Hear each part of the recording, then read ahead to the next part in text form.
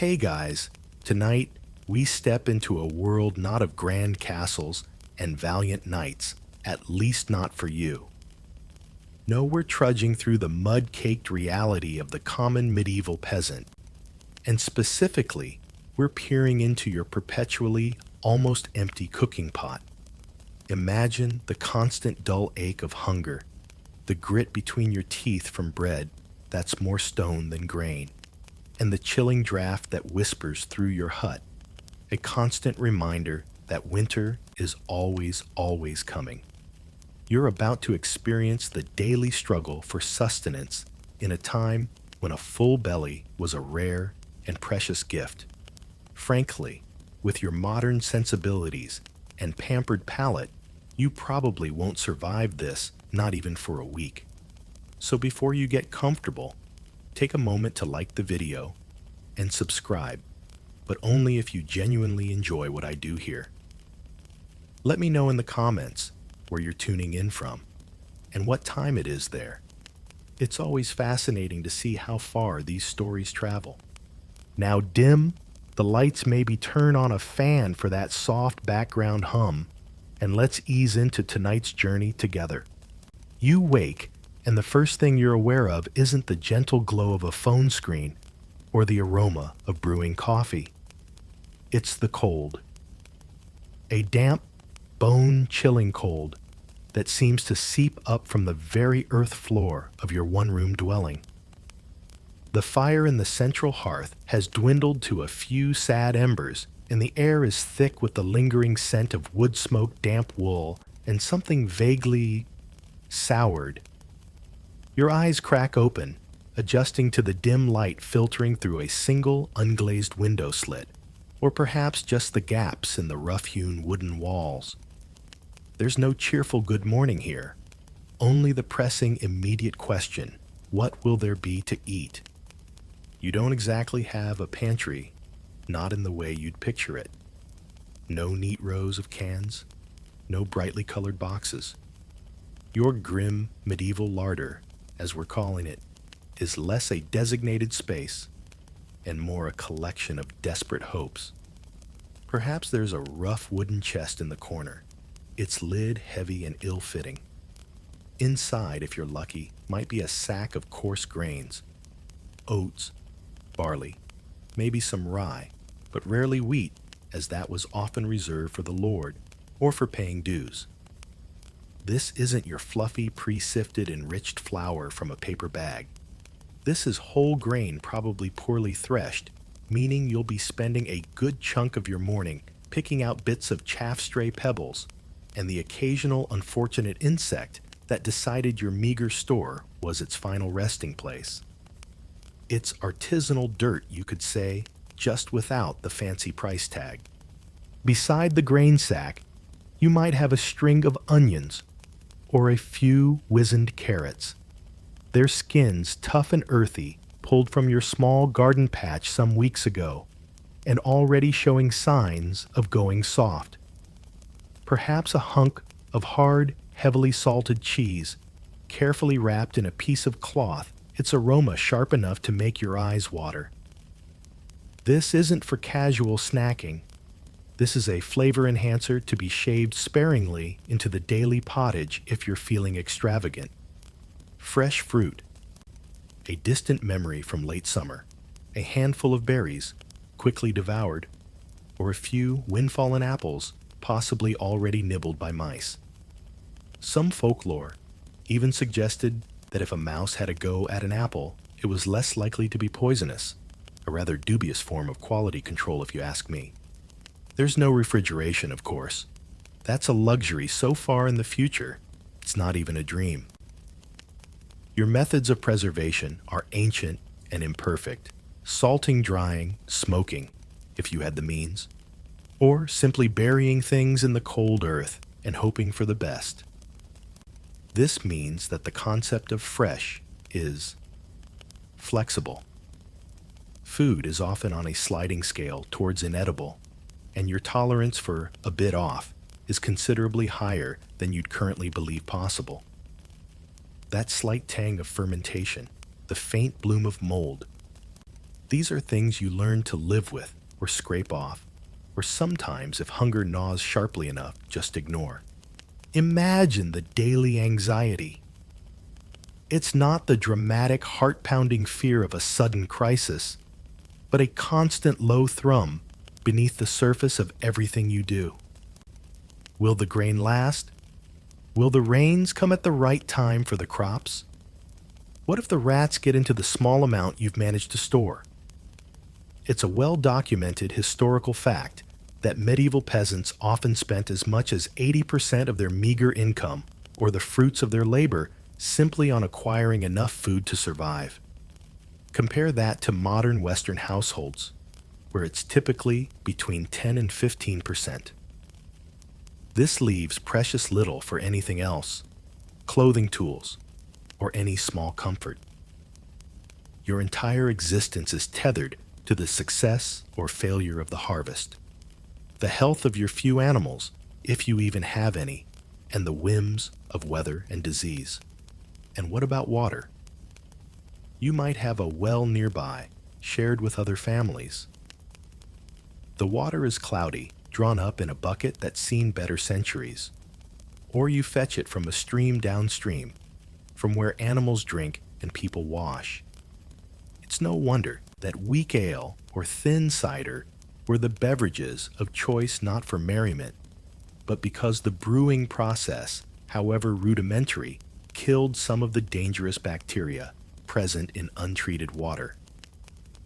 Of course, the ale itself was often a gamble. Your larder, then, is a testament to a life lived on the edge. It's a collection of bare necessities, each item hard-won and jealously guarded. There are no quick trips to the supermarket if you run out of something. There's no Deliveroo bringing a hot meal to your door when you're too tired to cook. If it's not in your hut, or growing in your small plot of land, or available through foraging, which we'll get to, then you simply go without. Historians still argue whether the average peasant's diet, despite its monotony and frequent scarcity, provided just enough varied nutrients from whole grains, vegetables, and occasional dairy or legumes to be technically balanced for survival, or if it was a recipe for constant malnutrition. What isn't debated is that it was incredibly dull and often insufficient. The very air in your dwelling seems to absorb this reality. It's not just the smoke and the damp, but an almost palpable sense of scarcity. You look at your small pile of firewood, knowing it has to last. You eye the last few potatoes, wondering how many ways you can stretch them. This grim medieval larder isn't just a place. It's a state of mind, a constant calculation of resources against the relentless march of days and the ever-present possibility of an empty bowl. It's a far cry from browse brightly lit supermarket aisles, wondering which of the 50 brands of pasta to choose. Here the choice is often between thin gruel or even thinner gruel. And that, my friend, is just the beginning of your culinary adventure in the Middle Ages. And if you were lucky enough to have something more substantial than gruel, it was almost certainly bread, the very backbone of your meager diet, the companion to every watery soup, every scrap of foraged green.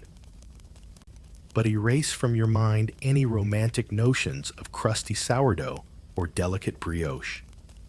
The loaf you're contemplating, the one that constitutes the bulk of your calories, is what we might call the bread of sorrow. It's heavy, dense, and often a rather unappetizing shade of gray or dark brown, a far cry from the fluffy white loaves that would grace a nobleman's table. Those were made from finely sifted wheat, a luxury you can only dream of. Your daily bread is more likely made from maslin, a common mixture of wheat and rye, or purely from rye barley, or even oats. In truly desperate times when the grain harvest failed, flour might be eked out with dried peas beans or, heaven forbid, even less palatable additions. Imagine its texture, coarse, almost abrasive, packed with bran and bits of husk that modern milling would discard. You don't so much slice it as saw at it with your utility knife, the same one you use for mending your shoes or whittling a peg. And each bite, each and every single bite, comes with an unwelcome crunch. Grit. Tiny particles of stone ground from the massive millstones that turned the grain into flour flecks of dirt that clung to the sheaves from the field, maybe even a bit of the threshing floor itself. Your teeth, if you still have a full set, are probably worn down from years of this unintentional exfoliation. It's whole grain taken to a rather extreme level. You're practically getting the minerals from the soil directly. Then there's the ever-present issue of mold. Remember that lack of refrigeration we talked about? Well bread is a perfect canvas for nature's fuzzy artists. In the damp, close confines of your hut, a loaf doesn't stay fresh for long. Blue, green, white, even black molds would creep across its surface. You don't just toss it out. That would be an unthinkable waste. Instead, you'd scrape off the worst of it, perhaps toast it over the embers if you had a fire going, and try to ignore the musty taste that clung to it. How much mold was too much? That was a sliding scale dictated by hunger. Sometimes you'd eat bread that would make a modern health inspector faint dead away. It was a bit like playing Russian roulette with your digestive system, a system already under considerable strain. The very making of this bread was a labor. If your village was fortunate enough to have a communal oven, you'd prepare your dough and then wait your turn, paying a portion of your flour or a finished loaf to the baker for the privilege. These village bakers, by the way, were subject to regulations like the assize of bread and ale, which in England from the 13th century onwards attempted to control the price weight and quality of bread. This was one of the earliest forms of consumer protection, though how rigorously it was enforced in every little village is another matter. And it was often more about preventing public disorder in towns than ensuring your specific loaf was up to snuff. If you didn't have access to a communal oven or couldn't afford the baker's fee, you might bake dense, unleavened flatbreads on a hot stone or directly in the embers of your hearth, a smoky, often slightly charred affair. Or you'd make a heavy dough and let it bake slowly in a pot nestled in the coals. No matter how it was done, it took time and precious fuel. This bread wasn't just for eating in the conventional sense. Often thick slices of older stale bread known as trenchers served as your plate. You'd pile your pottage or whatever meager fare you had onto the trencher, and as you ate, the bread would soak up the juices. Afterwards, if you were still hungry and the trencher wasn't too far gone or too appealing to the dog, if you had one, you'd eat your plate as well. Waste not, want not was a brutal daily reality. It was sustenance pure and simple, designed to fill your belly and provide the energy to get through another day of back-breaking labor in the fields. The joy of eating the subtle pleasures of flavor and texture that you take for granted were largely absent from this experience. Eating your bread was a duty, a necessity, often a chore. Now, while your standard peasant loaf was grim enough, there was something known as horse bread. And yes, it was often fed to horses, but in times of severe hardship, the poorest of the poor would resort to eating it too. This was an even coarser concoction made from things like ground beans, peas, lentils, bran, and perhaps other sweepings that weren't considered fit for regular bread. It was dense, barely palatable, and a true sign of desperation. in even more extreme famines, and these were recurrent nightmares. In the medieval period, people were driven to try and make bread from things like tree bark, sawdust, or acorns.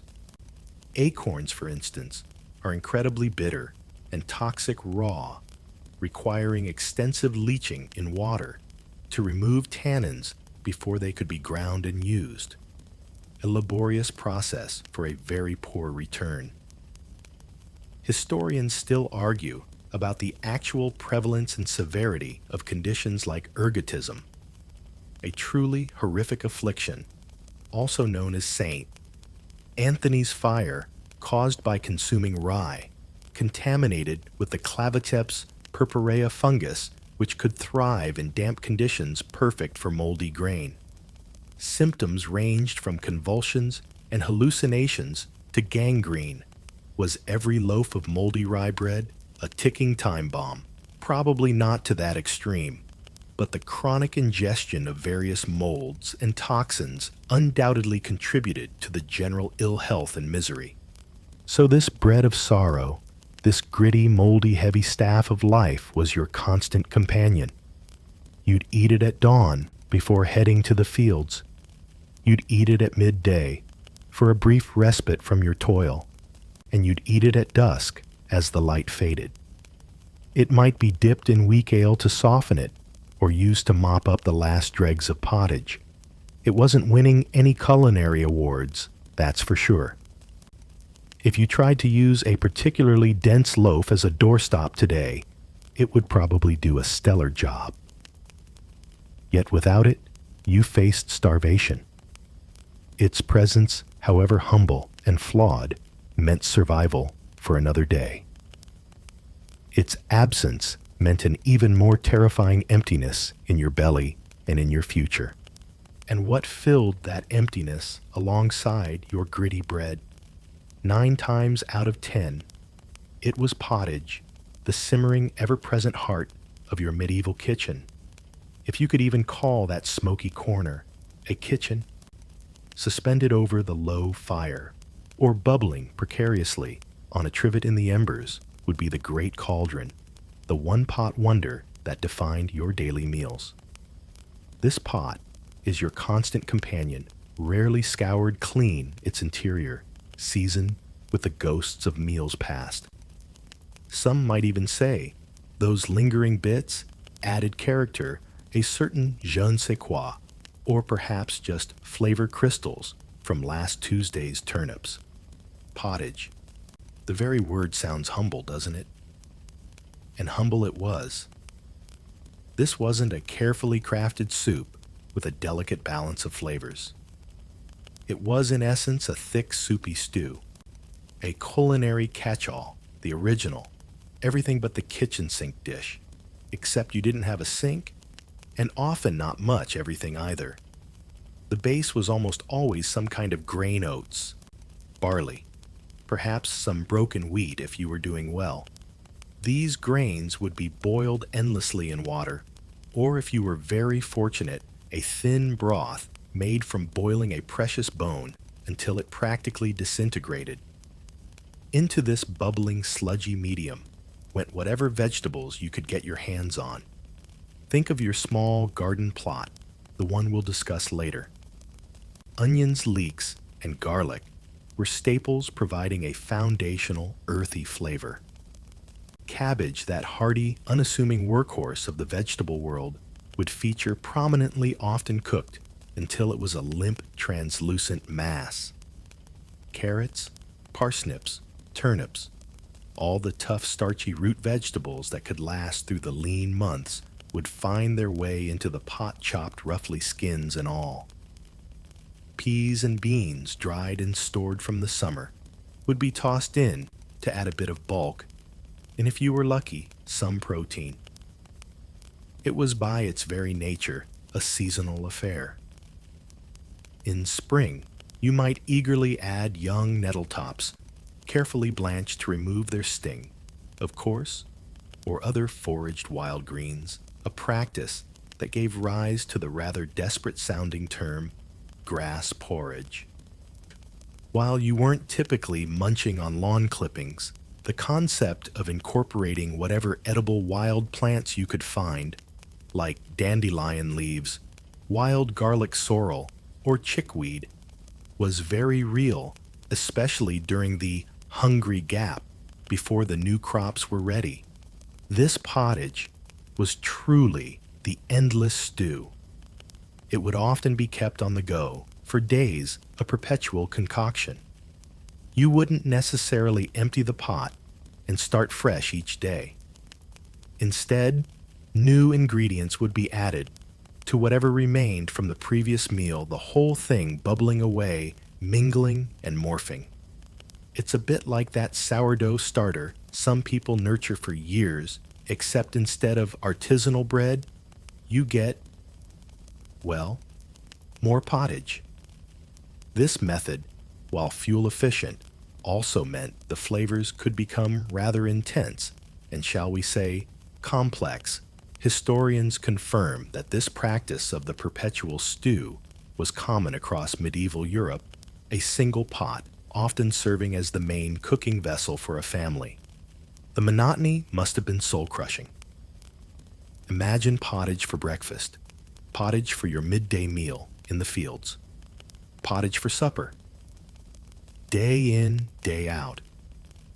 The texture was usually a thick, somewhat gluey consistency, a watery vegetable and grain slop, as our outline so appetizingly puts it. Sometimes, if water was more plentiful than ingredients, it would be thin and brothy.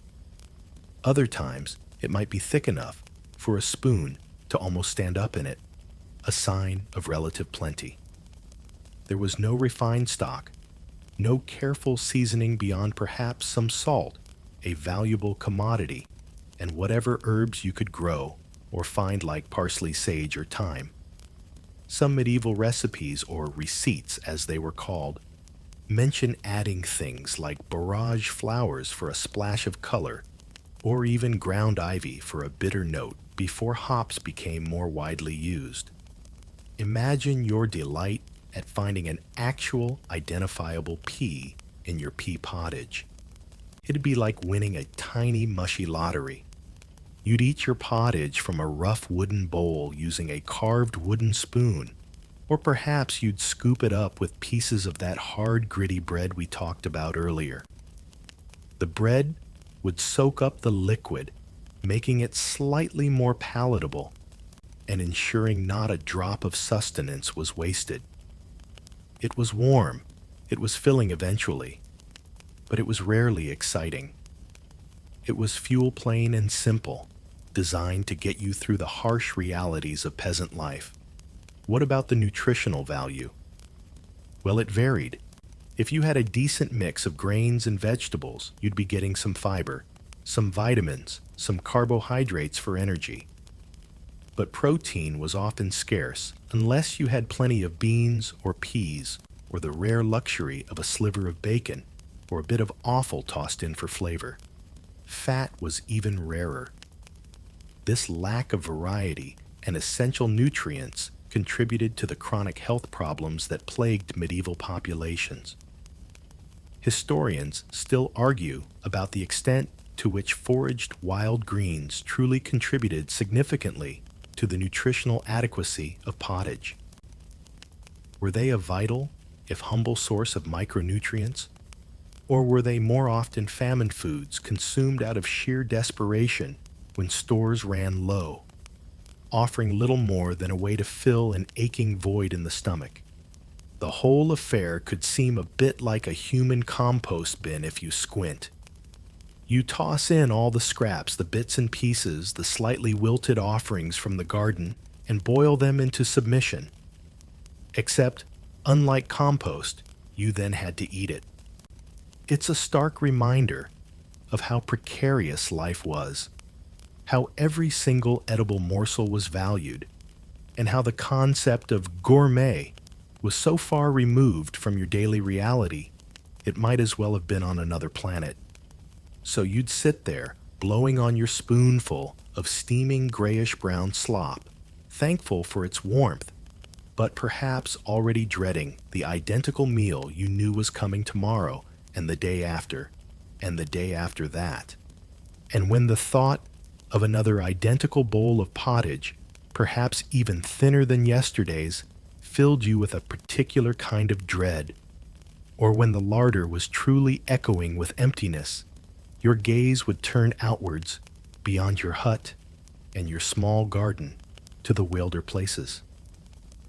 The commons, the hedgerows, thick with tangled growth, the edges of the woods, even the muddy banks of the stream.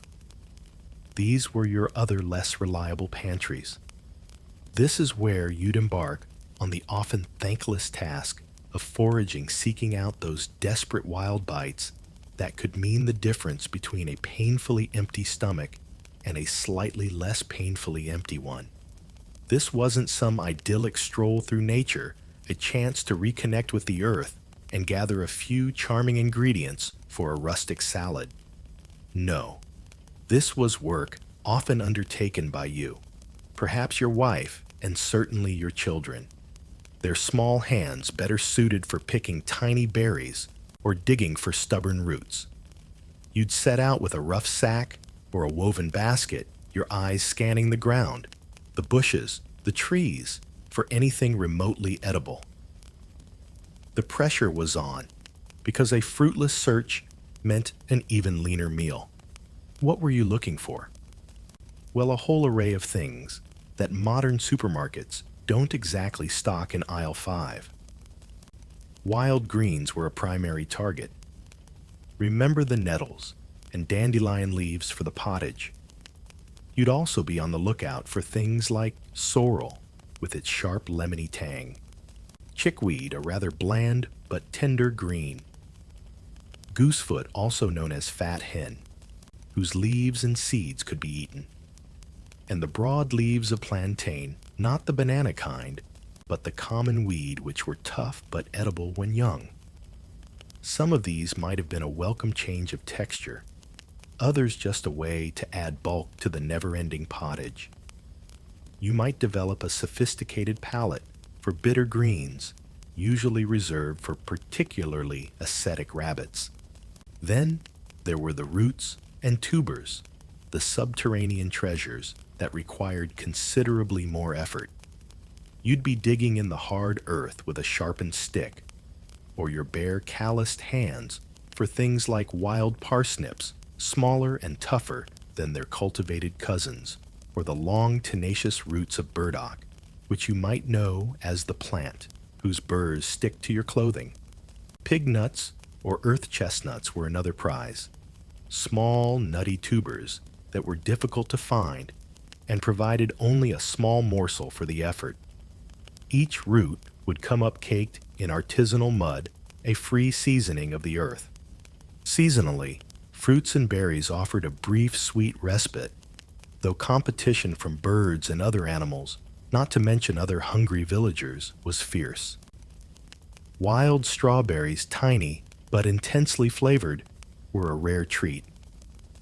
Blackberries, raspberries, and bilberries would stain your fingers and lips in late summer. But much of what you found was less immediately appealing sour crab apples that would make your mouth pucker bitter sloes from the blackthorn bush, better after a frost if you could wait that long, and scarlet hawthorn berries known as haws, which were mostly seed and skin, but could be made into a kind of jelly or eaten raw in times of need. Rose hips. The fruit of wild roses were a good source of vitamin C, but fiddly to prepare. Nuts, when available, were a valuable source of fat and protein. Hazelnuts were prized, gathered in autumn.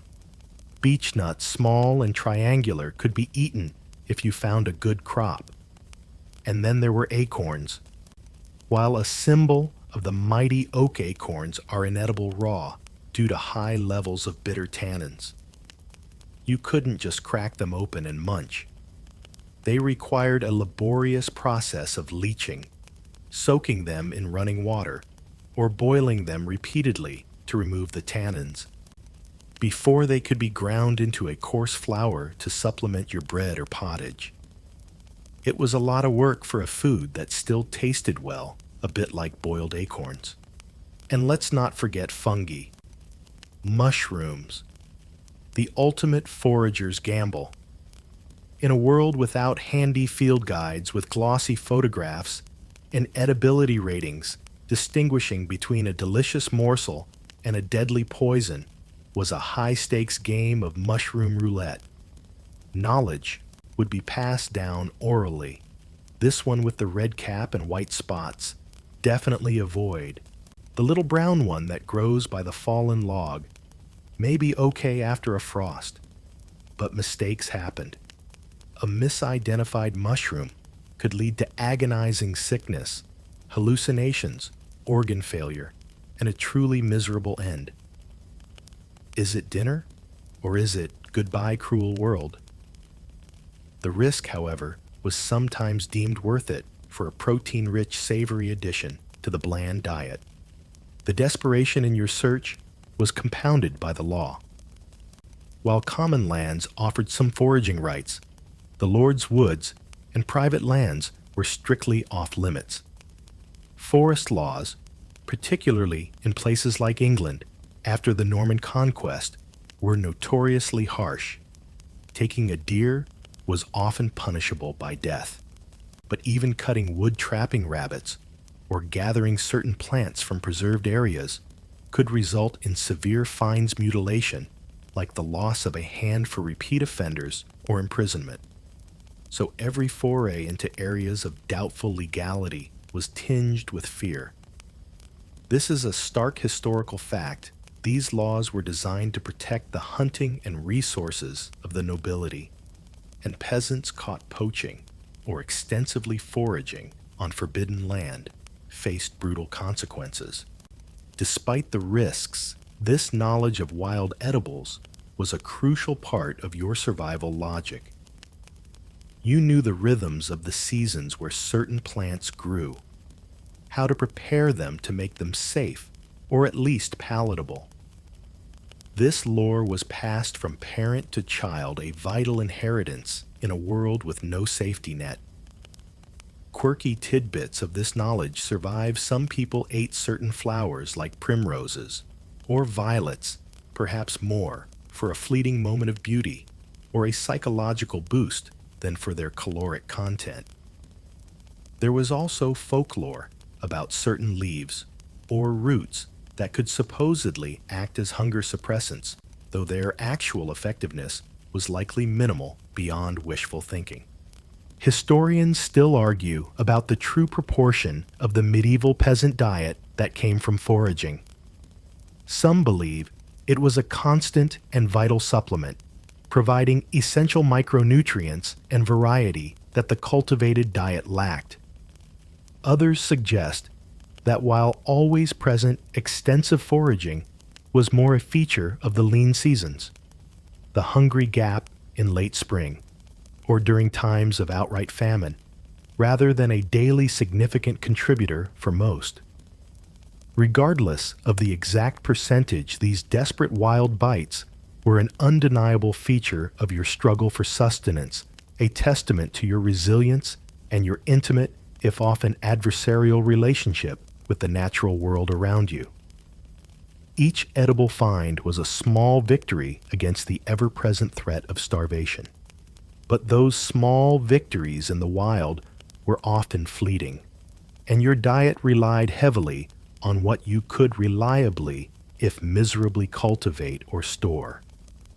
And that brings us to the less glamorous, often brutally raw reality of your vegetable intake, epitomized by the humble and frequently uncooperative turnip. Yes, the turnip.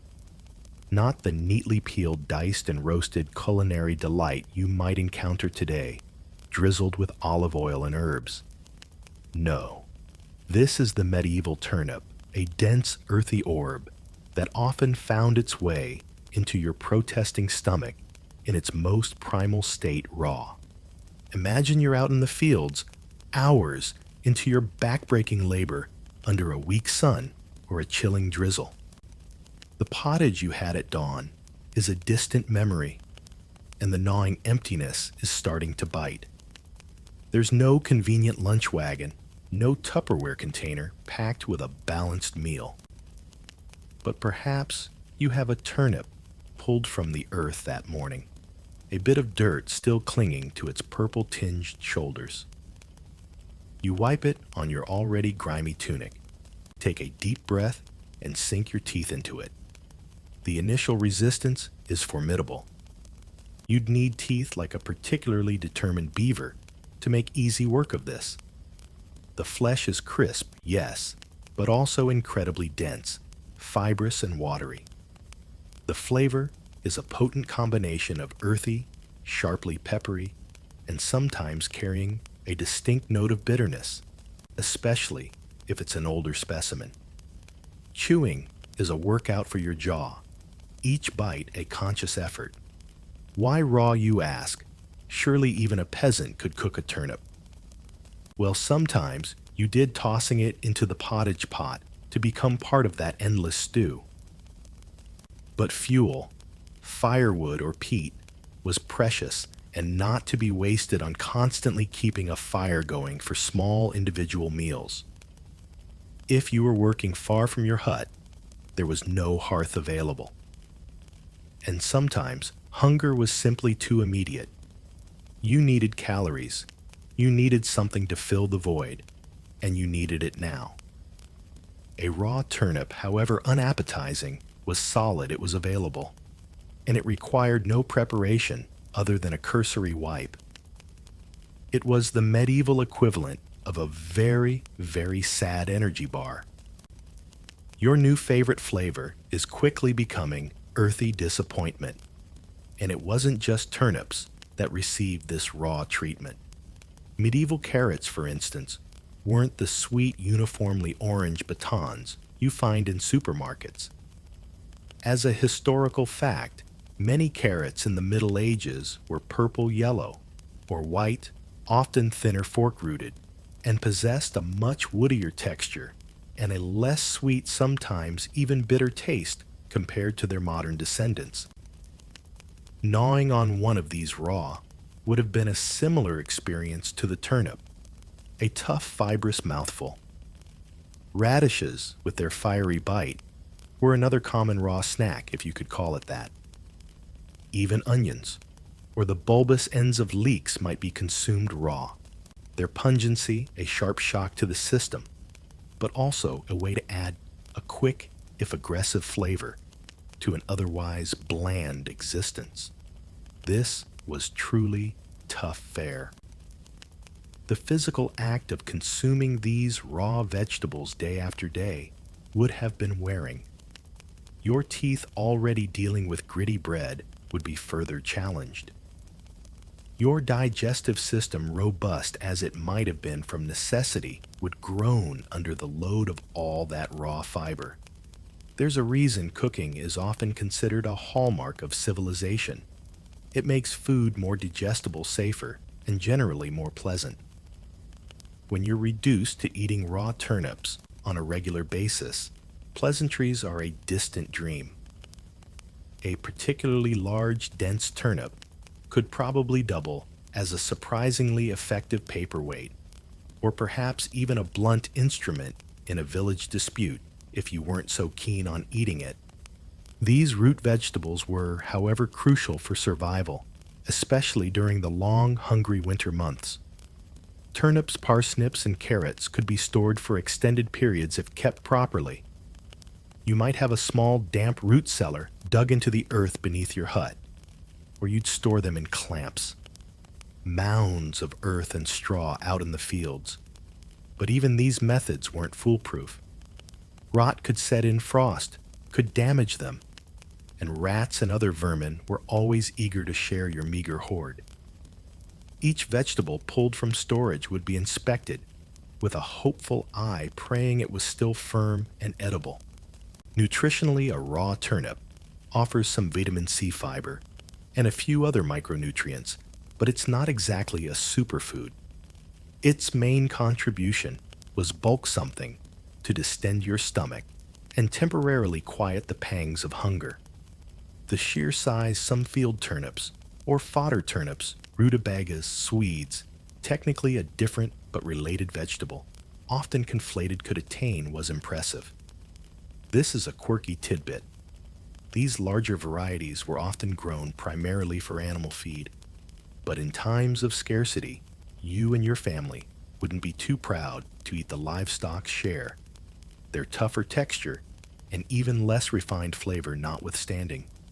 Historians still argue about the typical peasant's attitude towards such basic fare.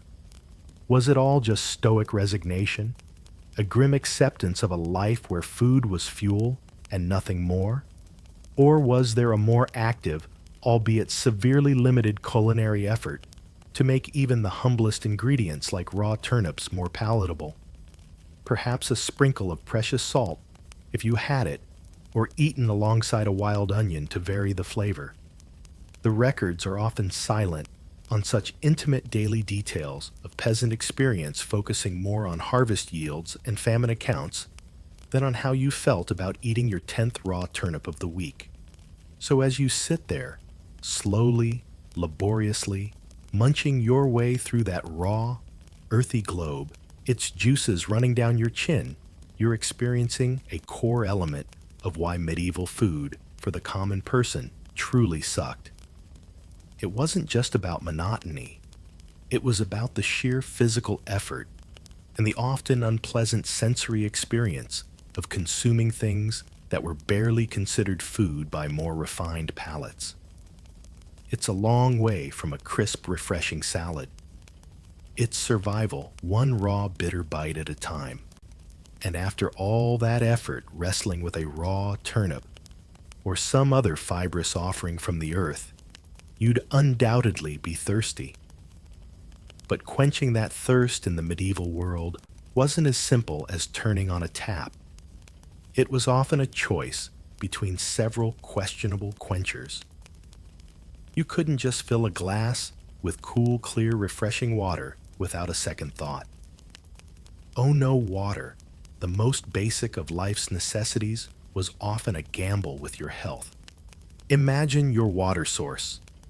It might be a communal well shared by dozens of families, its opening just a few feet from where animals might wander and where household waste might seep into the ground. Or perhaps you draw your water from a nearby river or stream. Sounds idyllic, doesn't it? Until you remember that the same river is likely used for washing clothes for livestock to drink from and relieve themselves in. And further upstream, other villages might be disposing of their own refuse, including human waste and the byproducts of trades like tanning, which involved some truly unpleasant chemicals. There was no concept of water treatment plants or sanitation engineering as you know it.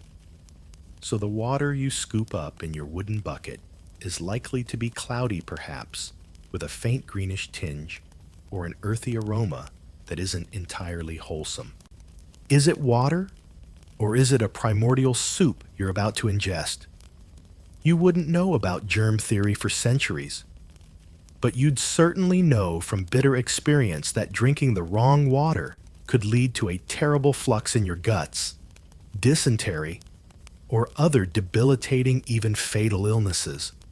Given these risks, it's no surprise that you, like most medieval folk, would often turn to other beverages. Chief among these was ale, or as it was often called, small beer. This was the everyday drink for men, women, and even children. Now don't picture a strong, hoppy craft brew. Medieval small beer was typically very weak with a low alcohol content, often around 1 to 3%. Its primary advantage wasn't intoxication, but hydration with a reduced risk of disease. The brewing process involved boiling the water with malted grain, usually barley, but also oats or wheat. And this boiling, though you wouldn't understand the precise science, effectively sterilized the liquid, killing off many of the harmful microorganisms. It's got just enough alcohol to disappoint a particularly optimistic gnat. But hey, at least it's likely safer than the village well. This ale would often be brewed at home by the women of the household, the alewives, or by a designated village brewer. The quality could vary wildly. One batch might be reasonably palatable, a cloudy, slightly sweet and malty liquid. The next might be sour flat, or have strange off flavors depending on the quality of the grain, the cleanliness of the brewing vessels, which were often wooden and hard to sanitize perfectly, and the skill of the brewer. It wasn't filtered, so it would be murky with yeast sediment, often swirling at the bottom of your cup. In regions where apples were plentiful, cider, or thin cider, as it was often, was another common choice. Made from fermented apple juice, it shared ale's advantage. The fermentation process helped to kill off harmful bacteria, and the natural acidity of apples also had a preservative effect. Like small beer, peasant cider was usually not a strong sparkling vintage. It could be quite sharp, even vinegary, if the fermentation went a bit sideways, or watery, and lacking in distinct apple flavor if made from poor quality fruit or diluted.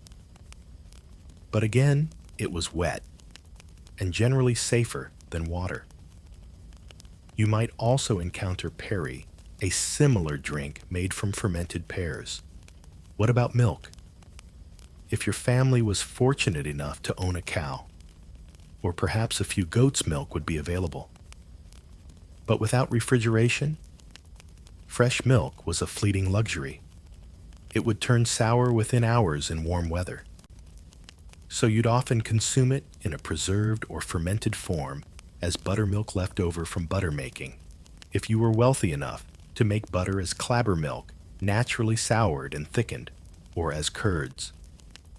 These could be nutritious, but also carried risks if the animals were unhealthy, as diseases like bovine tuberculosis or brucellosis could be transmitted through raw milk. Mead, a wine made from fermented honey, and water sounds rather romantic, doesn't it? Visions of Viking feasts come to mind. However, honey was a valuable commodity, often used as a sweetener, or for making beeswax candles.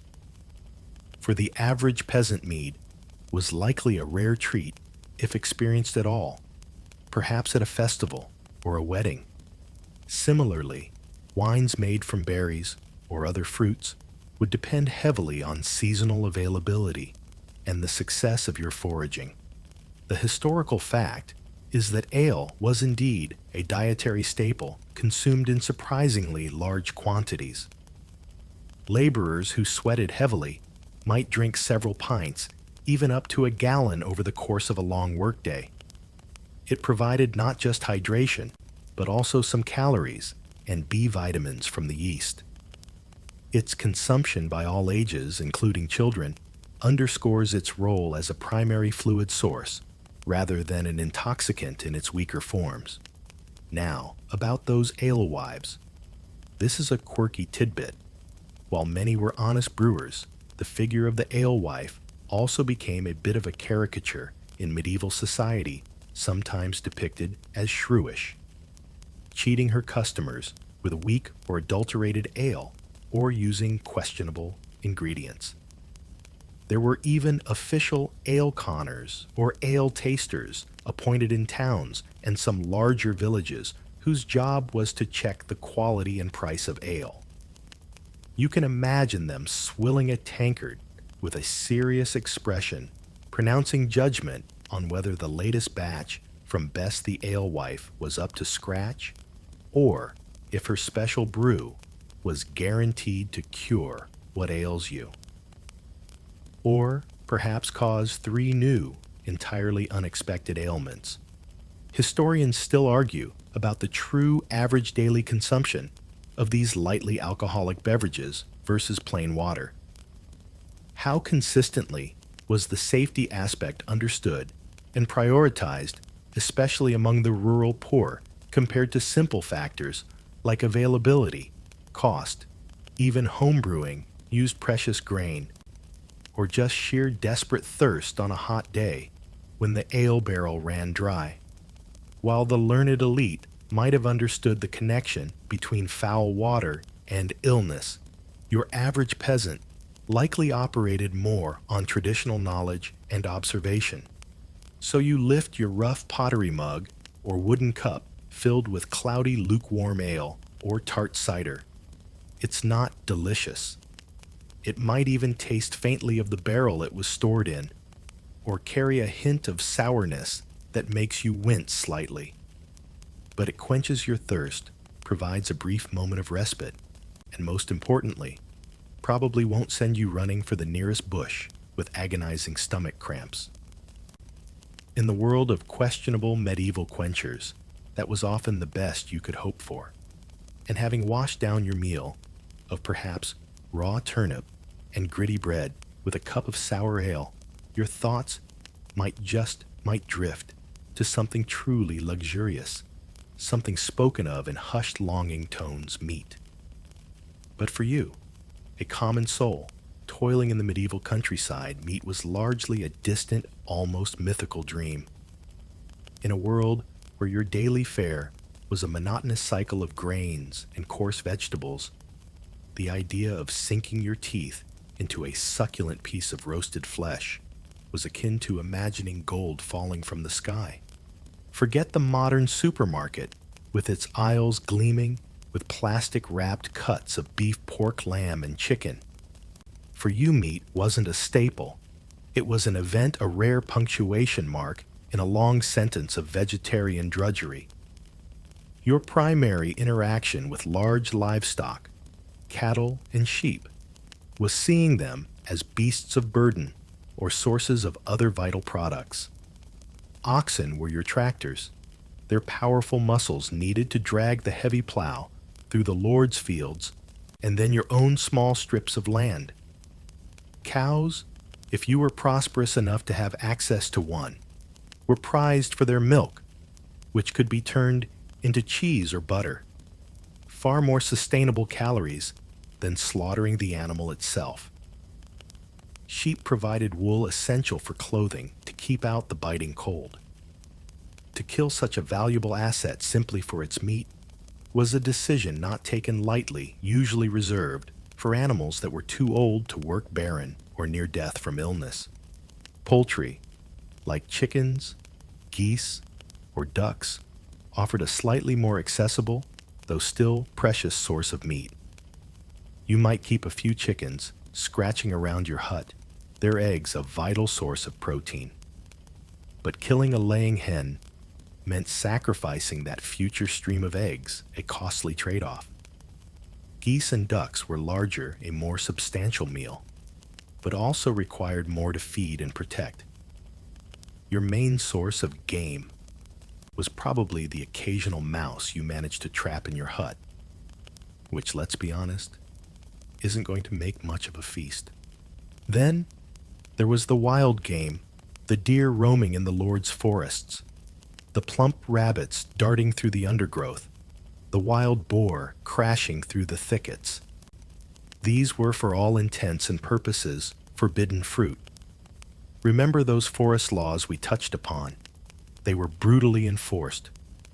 Poaching a deer could and often did mean death or horrific mutilation. Even snaring a rabbit or a few birds on the Lord's land carried severe risks. The forests and the creatures within them were largely the preserve of the nobility for their sport and their tables. The tantalizing aroma of roasting venison drifting from the manor house kitchen, that was the medieval equivalent of olfactory torture, a reminder of a world of plenty just out of your reach. So when meat did make an appearance on your humble table, what was it like? Most commonly, it would be pork. Pigs were the medieval peasants' most practical livestock for meat. They were hardy, could forage for themselves on scraps, nuts, and roots, a practice known as pannage involved. Letting them loose in forests to feed on acorns, and the quality of their meat was often judged by this diet. Your pig was a very prized possession indeed, and they matured relatively quickly. If you managed to raise a pig, it would likely be slaughtered in the autumn.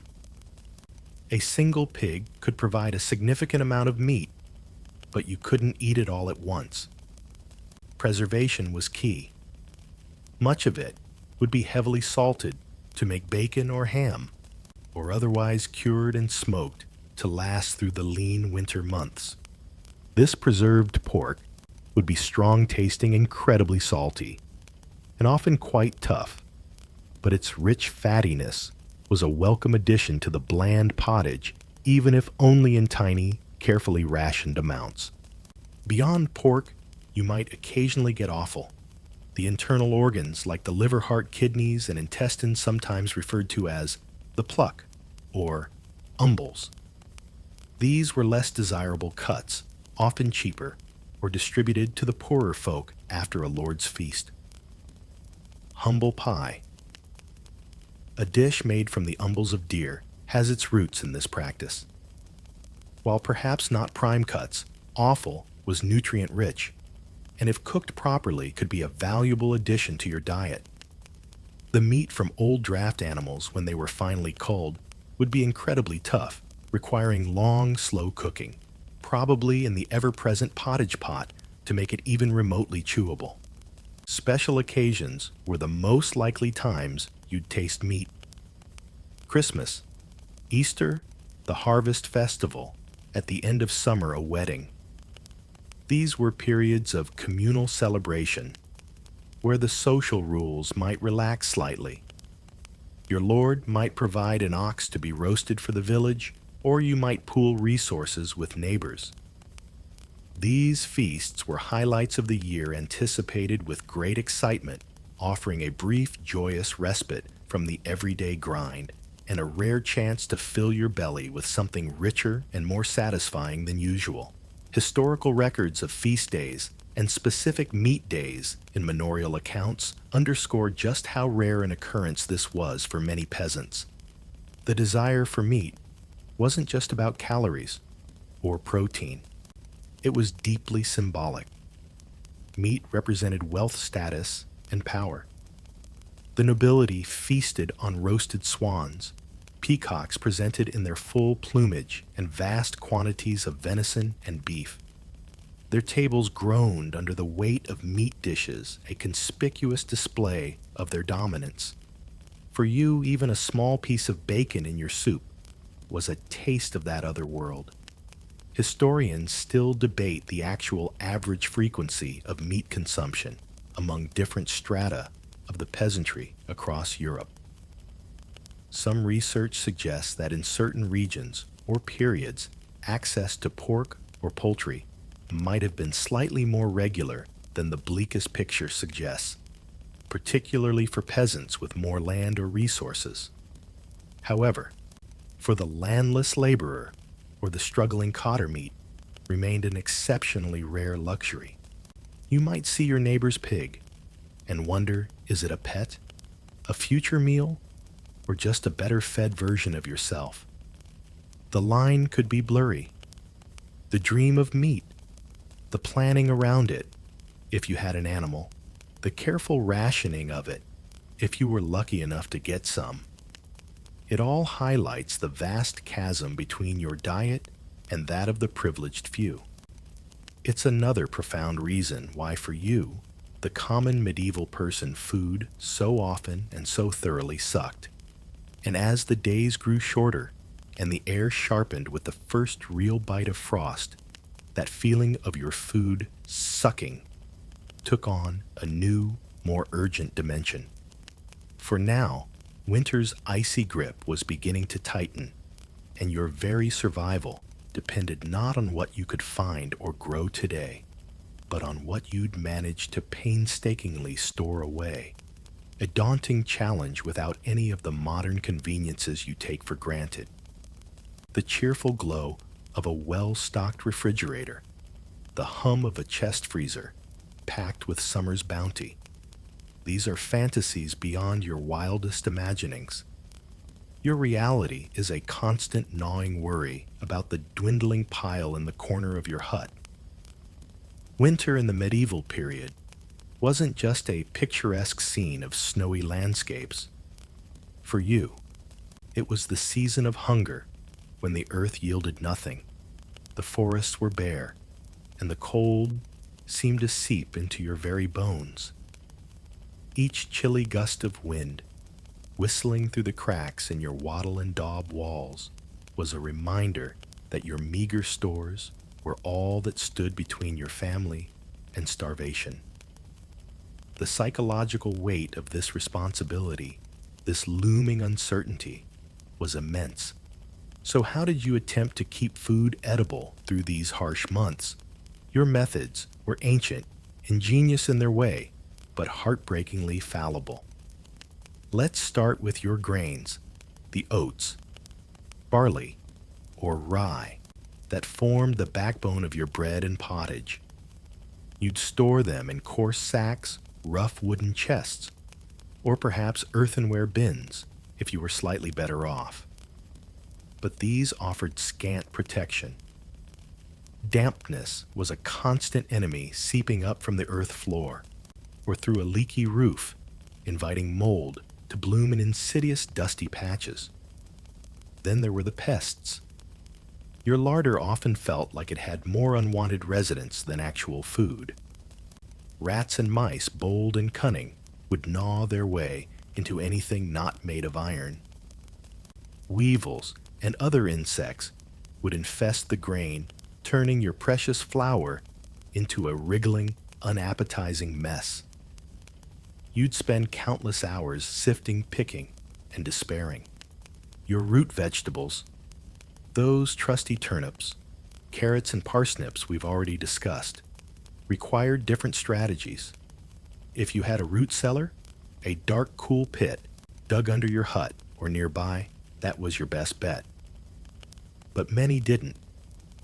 Instead, you might create a clamp in the fields, a carefully constructed mound of vegetables layered with straw and earth to insulate them from frost. Or you might bury them in boxes of dry sand or straw within the hut itself.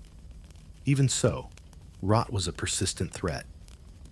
A patch of decay could spread quickly, turning your firm roots into a slimy, foul-smelling mush. Imagine the sinking feeling when you unearth your winter turnip supply, only to find it's transformed into pre-made pottage of the most unappetizing kind, thoughtful of nature in its own cruel way. Fruits like apples and pears, harvested in the autumn, were a fleeting treat. Some might be stored carefully in a cool, dry spot, wrapped individually in straw or leaves, hoping they wouldn't bruise and spoil. But most would be processed. Apples were pressed into cider, their fermented juice lasting longer than the fruit itself. Others would be sliced and painstakingly dried, hung on strings near the hearth, or laid out on racks, shrinking into tough, leathery rings that offered a chewy, concentrated burst of sweetness. A rare luxury in the dead of winter. If you were fortunate enough to have meat, like the salted pork from your autumn pig, its preservation was paramount. Heavy salting drew out moisture, inhibiting bacterial growth, but it also made the meat incredibly salty and often rock hard. Before eating, you'd have to soak it for hours, sometimes days, changing the water repeatedly to leach out the excess salt. Smoking was another method, imbuing the meat with a protective terry layer and a strong, pungent flavor. But even these preserved meats weren't invincible. Fats could go rancid, mold could find a foothold if conditions weren't perfect, and the ever-present rodents were always a threat. Dairy, primarily in the form of cheese, was one of your more reliable winter stores. The process of cheese making itself is a form of preservation, concentrating milk solids and creating an environment less hospitable to spoilage. Hard cheeses, aged and dried, could last for many months, providing valuable protein and fat. You'd store them in a cool, relatively damp place to prevent them from drying out, completely, often wrapped in cloth. Mold would inevitably grow on the outside, but this was usually just scraped off. The hungry gap. A well-documented historical phenomenon, often occurred in late winter and early spring.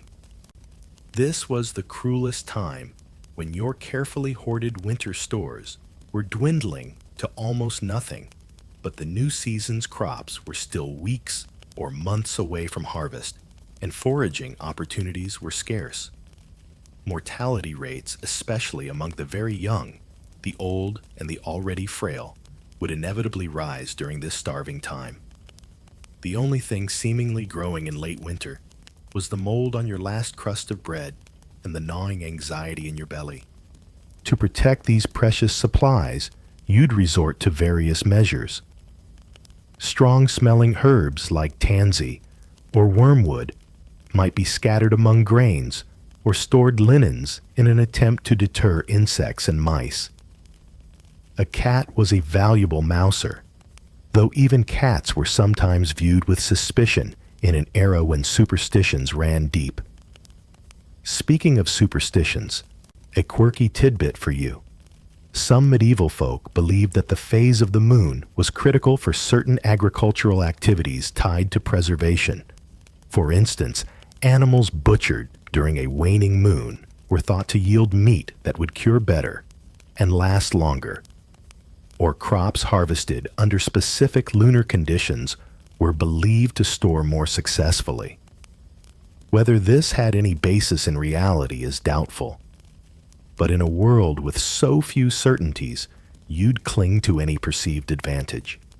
Historians still debate the overall effectiveness and the specific regional variations of these peasant food preservation techniques. How successful were they really? Did the survival logic passed down through generations truly equip you to navigate these challenges? Or was it always a desperate gamble against overwhelming odds, heavily influenced by local climate-available resources and sheer luck? The daunting challenge of winter storage was a constant life-or-death struggle, a stark reminder of your vulnerability in a world without technological safety nets. Every spoiled handful of grain, every rotten vegetable was not just a loss of food, but a tiny chip taken from your chances of seeing the spring. And with each of those chips falling away as winter relentlessly ground on your focus, narrowed to a single desperate imperative, making what little remained last. Surviving the lean times wasn't just about having stores. It was an agonizing daily exercise in extreme frugality, resourcefulness, and sheer willpower. The wind howled outside your small, smoky hut, a constant, hungry voice mirroring the hollowness in your own belly. Each day was a battle against the dwindling pile of grain, the shrinking row of turnips, the last salty sliver of bacon. Rationing became a grim, unspoken ritual. You, perhaps as the head of your small household or your wife, would be the one to dole out the meager portions. There were no kitchen scales, no calorie counters, just a heavy heart and an astute eye for how little could possibly sustain life. Meals already monotonous became smaller, less frequent. Perhaps the midday meal was skipped entirely or reduced to a mouthful of a coarse bread and a sip of weak ale. The children's hungry eyes, the quiet endurance of your spouse, the tremor in the hands of an elderly parent. These were constant, painful reminders of your responsibility and your terrifying limitations. The gnawing ache of hunger became your constant companion, a dull throb that never truly disappeared, even in sleep. Every single scrap, every potential calorie was hoarded and utilized with an almost religious fervor. Those vegetable peelings you might discard today. They went straight into the pottage pot. Bones from that rare piece of meat, if you'd had any, would be boiled and reboiled until they yielded every last vestige of flavor and gelatin, resulting in a broth so thin it was practically homeopathic soup. All memory of nourishment, no actual substance. You'd scrape the kneading trough for every last particle of flour, glean fallen grains from the storage sack with meticulous care. If your grain supply was running dangerously low, you'd stretch it by adding less palatable fillers, more bran, more chaff ground, dried peas, or beans if you had them. In truly desperate times, people have been known to resort to things like ground nutshells, or even sawdust, anything to create a semblance of bulk in the bread, anything to fool the stomach for a little while longer. Even as the snow lay thick upon the ground and the trees stood gaunt and bare, your search for wild edibles wouldn't entirely cease. You'd scan the frozen landscape for anything at all that might have been overlooked. Perhaps some hardy wintercress poking through the snow, or the inner bark of certain trees, like elm or pine, which when scraped and boiled could offer a starvation-level sustenance. You might find a few forgotten frost-shriveled berries still clinging to a thorny bush, their sweetness a ghostly memory. But the returns for such efforts were pitifully small, and the energy expended in the biting cold often outweighed the calories gained. Your best winter coat was probably 3 layers of grim determination and a thick coating of grime that you hoped offered some insulation. Conserving energy became paramount. You'd move less huddled together for warmth around the meager fire-sharing body heat. Fuel was as precious as food. Every piece of firewood, every clod of peat was carefully rationed. The fire kept low just enough to cook the pottage and provide a small bubble of warmth in the otherwise frigid hut. The main winter activity for many might as well have been competitive shivering. Long, dark evenings were spent in the dim light of a flickering tallow candle, or the glow of the embers, perhaps mending tools, spinning wool if you had it, or simply enduring, listening to the wind and the rumbling of empty stomachs. What about your neighbors? In these lean times, did the bonds of community hold fast, or did each family retreat into its own desperate struggle? Historians still debate the extent and effectiveness of communal coping mechanisms versus individual household strategies in these situations. In some villages, a strong sense of mutual support might prevail, with those slightly better off sharing a little with the truly destitute. The church, or the lord of the manor, might in times of extreme crisis distribute alms or a small quantity of grain. Parish records and manorial accounts sometimes note these distributions alongside the sad reality of increased death rates, especially among the young and old during these hungry months. However, when starvation truly bit hard, it could strain even the strongest social ties, reducing life to a primal focus on the survival of your own kin. There were, however, some socially sanctioned ways of seeking aid. A quirky tidbit for you is the tradition of going a Thomasing, or gooding. Around St. Thomas's Day, which falls on December 21st, or during the broader Christmas season, it was customary in some areas for poorer folk, especially women and children, to go from door to door in their village. They would often sing carols or offer blessings and good wishes, and in return, they would expect to receive small gifts: a bit of food, a cup of ale, a few coins, or some leftover scraps from wealthier households. This was a more acceptable way of begging framed within a festive and charitable tradition, a lifeline for many to get through the harshest part of midwinter.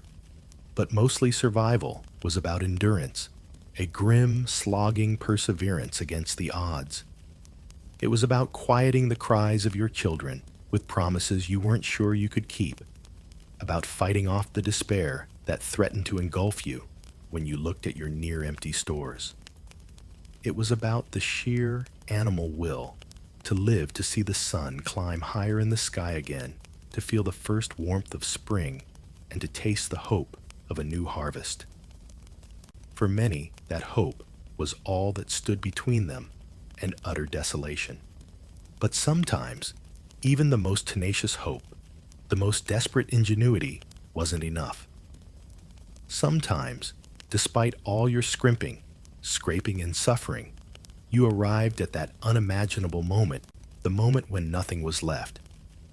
The grain sack hangs entirely limp, emitting only a puff of dust when kicked. The last wizened turnip was eaten days ago. The pottage pot is cold, its surface clean, not from scrubbing, but from being licked by a desperate tongue. The fire itself has died precious fuel exhausted. This is the precipice, the terrifying reality of famine. Slowly, insidiously, your body begins to betray you in new and horrifying ways. The constant gnawing hunger evolves into a profound consuming weakness. Standing up becomes a monumental effort. Walking even a few steps leaves you breathless, your heart hammering. Dizziness plagues you. Your limbs, once strong from daily labor, become stick-thin, the skin papery, and stretched taut over jutting bones. Yet paradoxically, your belly might swell, a grotesque distension caused by severe protein deficiency. Your hair thins and falls out. Any small scratch or sore refuses to heal, festering in the absence of your body's ability to fight back. Apathy descends like a suffocating blanket, making it hard to care hard to even try anymore. Suddenly, that moldy turnip from last month, the one you viewed with such distaste, starts to look like a 5-star gourmet feast in your memory. Your mind, too, suffers under this relentless siege. Hope, that flickering candle you nurse through the darkest nights, finally gutters and dies, leaving only a cold, stark despair. Irritability might flare, small discomforts becoming unbearable. Or perhaps the opposite, a terrifying calm, a detachment from your own suffering. The normal rules of social behavior begin to fray at the edges as the primal urge to survive overrides everything else. Some historical accounts of extreme famine even speak of hallucinations, the starving mind conjuring feasts from thin air. Now your definition of edible undergoes a radical, desperate revision. Those foraged items you once turned your nose up at now seem like luxuries. You might find yourself boiling strips of leather from old shoes or belts, hoping to extract some minuscule sustenance. If a diseased animal is found dead in the fields, the prohibitions against eating carrion might suddenly seem less important than the prospect of a single risky meal. Rats and mice, once pests to be eradicated from your meager stores, become targets of a different kind of hunt. Insects, grubs, worms. Anything that moves, or once moved, is considered. Your foraging skills have now reached a new, rather grim, legendary status. You can identify 17 different types of tree bark by taste alone, and you know precisely which ones offer the least bitterness when boiled for hours. If you possess anything of value, a small tool, a spare bit of clothing, a cooking pot you can no longer fill, you might try to sell it for a handful of grain if there's anyone nearby who has grain and is willing to trade. Often there isn't. Sometimes the only option that seems left is to leave, to abandon your home, your village, your land, and take to the roads as a beggar, hoping to find charity or a less afflicted region. But these desperate migrations are often exercises in futility, the roads filled with other starving souls and disease spreading like wildfire among the weakened wanderers. The historical fact is that major famines were recurrent nightmares in medieval Europe. The Great Famine of 1315 to 1317, for instance, was a period of such catastrophic and widespread starvation, triggered by several years of relentless rain and crop failures, that its estimated millions perished across the continent.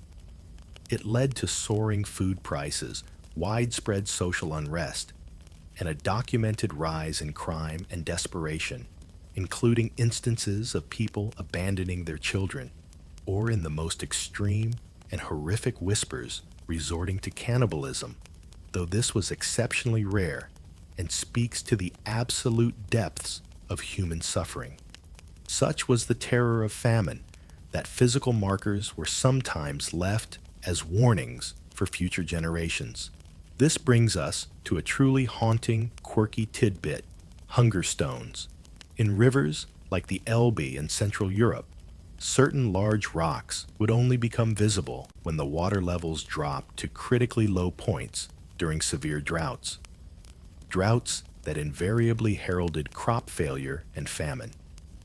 People would carve dates and messages into these stones, grim reminders of past suffering. Imagine seeing such a stone emerge from the receding waters, its inscriptions a stark prophecy of the hardship to come.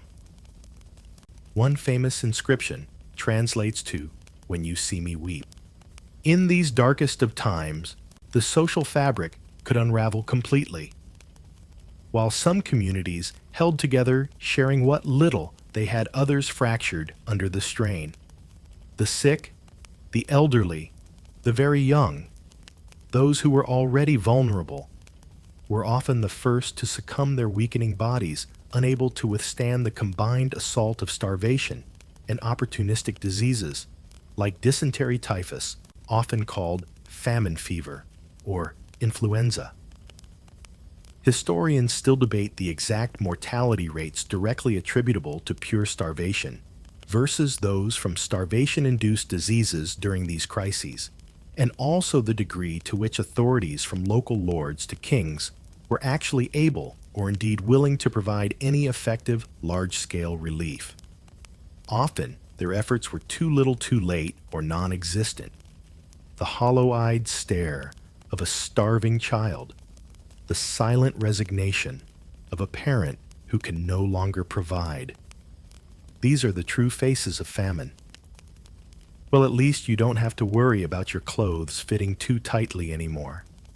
That's one less thing to concern your weary mind.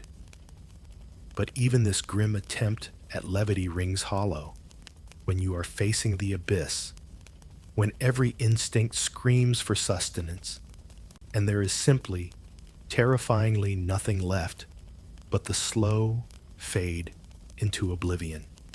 But even if you narrowly escape that final terrifying fade into oblivion, even if you manage to scrape by and avoid outright starvation during a famine, the food you did consume day in and day out was itself a source of constant sickness and chronic weakness.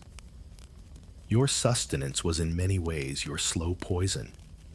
It wasn't just the monotony of the gritty bread and the endless watery pottage. It was what these foods lacked, and sometimes what they tragically contained, that waged a quiet war on your body. Let's talk about what wasn't on your plate, or rather, what wasn't there in sufficient quantities. Your diet, so heavily reliant on a few staple grains and whatever hearty vegetables you could grow or find, was a minefield of micronutrient deficiencies. Take vitamin C, for example. Without a regular supply of fresh fruits and green vegetables, especially during the long winter months and the hungry gap of early spring scurvy, was a constant lurking threat. Your gums would become spongy and bleed easily. Your teeth would loosen in their sockets. Not ideal when your main food source, bread, already felt like a battle for your molars. Your joints would ache, unexplained bruises might appear on your skin, and a profound lethargy would settle over you, making even simple tasks feel Herculean. Your get up and go didn't just get up and leave. It probably went off in desperate search of an orange. Then there's vitamin D, the sunshine vitamin. In the gray, overcast winters of Northern Europe, with much of your time spent indoors or bundled against the cold, and a diet lacking in fatty fish or fortified dairy deficiency was rampant. In children, this led to rickets causing their bones to soften and deform, resulting in bowed legs or a pigeon chest. In adults, it manifested as osteomalacia, a painful softening of the bones. Iron deficiency anemia was another unwelcome companion. While you might get some iron from your pottage greens, it was often poorly absorbed, and chronic blood loss from intestinal parasites, a common affliction, or frequent childbirth for women, depleted your reserves. The result: persistent fatigue, weakness, pale skin, and shortness of breath. A lack of vitamin A could lead to night blindness, making it perilous to move around in the dim evenings, and it weakened your immune system, leaving you more vulnerable to every passing infection. Deficiencies in various B vitamins, depending on the specifics of your limited diet, could cause a host of problems from cracked, sore skin and digestive upsets to confusion and irritability. And if you lived in an inland area far from the sea, iodine deficiency was a real possibility, leading to goiter, a visible swelling of the thyroid gland in your neck. And more tragically, to developmental problems like cretinism in children, if the mother was deficient during pregnancy. It wasn't just about specific missing vitamins. It was the relentless lack of variety. Your diet is incredibly varied. You might joke grimly to yourself. Some days the pottage is slightly thicker, and some days, if you're unlucky, it's slightly thinner. This unvaried sustenance, even if it provided enough raw calories to keep you from wasting away completely, simply couldn't provide the full spectrum of nutrients needed for robust health. And oh, your teeth. That gritty bread, day after day, acted like sandpaper, literally grinding down your enamel. You're not just eating. You're actively sanding down your teeth to save on future dentistry bills you couldn't afford, even if dentists, as you know them, actually existed. Any sugars in your diet, even natural ones from the occasional fruit, or the malt in your ale combined with a near-total lack of dental hygiene, created a perfect storm for decay. Cavities would fester, leading to excruciating abscesses, infections, and eventual tooth loss. The throbbing agony of a toothache with no relief other than perhaps a folk remedy, or in dire straits, a terrifying extraction by the village blacksmith, was a common misery. Your digestive system was also under constant assault. The sheer coarseness of your food, the indigestible fiber, the potential for mold toxins in your bread or grain, and the often contaminated water or ale could lead to a litany of complaints, chronic stomach aches, bouts of diarrhea that would leave you weak and dehydrated, or stubborn constipation. And let's not forget the risk of ergotism, that dreadful affliction from rye contaminated with the ergot fungus, which could lead to convulsions, gangrene, and madness, a sickness quite literally from your daily bread. Skeletal studies of medieval populations provide grim, silent testimony to this litany of ailments. Paleopathologists examining ancient bones often find clear evidence of malnutrition and chronic disease. Harris lines on long bones, indicating periods of arrested growth due to malnutrition or illness in childhood. Porous lesions in the skull. Parodic hyperostosis, suggesting anemia, and the telltale signs of rickets or scurvy. Teeth are frequently worn down, riddled with cavities and abscesses. Healed fractures speak of a life of hard labor and frequent accidents. Adding to the challenge was the prevailing medical understanding of the time. This is a quirky tidbit. Medieval medicine was largely based on humoral theory, the idea that health depended on a balance of 4 bodily fluids: blood phlegm, yellow bile, and black bile. Illness was often attributed to an imbalance of these humors, or to external factors like miasmas, bad air, or simply the will of God. So while a physician, if you ever encountered one, which was unlikely for a peasant, might offer dietary advice, it would often be couched in terms of whether a food was considered hot, cold, wet, or dry in its humoral properties rather than its specific nutrient content. The direct link between, say, a lack of fresh greens and bleeding gums wasn't understood as a specific vitamin deficiency. Historians and paleopathologists still debate the precise prevalence and the full impact of specific nutritional deficiencies across the diverse peasant populations of medieval Europe. Direct evidence can be elusive, and interpreting skeletal markers isn't always straightforward for every condition. But the overall picture is clear. Your daily sustenance, far from being a source of strength and vitality, often contributed directly to a state of chronic ill health, sapping your energy, compromising your immunity, and making your already hard life even more of a struggle. And yet, amidst this backdrop of chronic struggle, of bodies weakened by deficiency and spirits dampened by monotony, there were pinpricks of dazzling light. These were the feast days, those rare, cherished occasions that offered a brief, intoxicating escape from the endless daily hunger and the taste of deprivation. They were your fantasies made real, if only for a fleeting moment, a vibrant splash of color on the otherwise drab canvas of your existence. After months of watery pottage and gritty bread, the very thought of a feast could sustain you through weeks of hardship. These weren't random celebrations. The rhythm of your year was heavily punctuated by the church calendar, a historical fact being that medieval life was deeply interwoven with religious observances. Major Christian holidays like Christmas, often a 12-day festival of varying intensity, Easter, with its message of renewal, and Pentecost or Whitsun were paramount.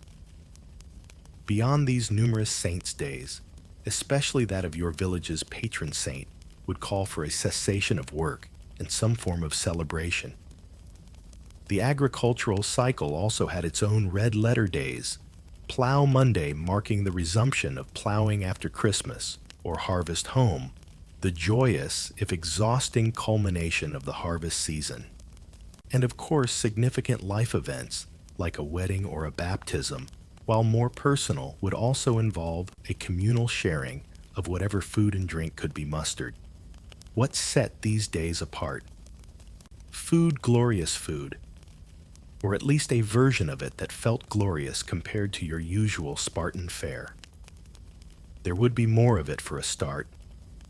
The lord of the manor might contribute perhaps by slaughtering an ox or a few sheep to be shared among his tenants, or by providing a generous brewing of extra ale.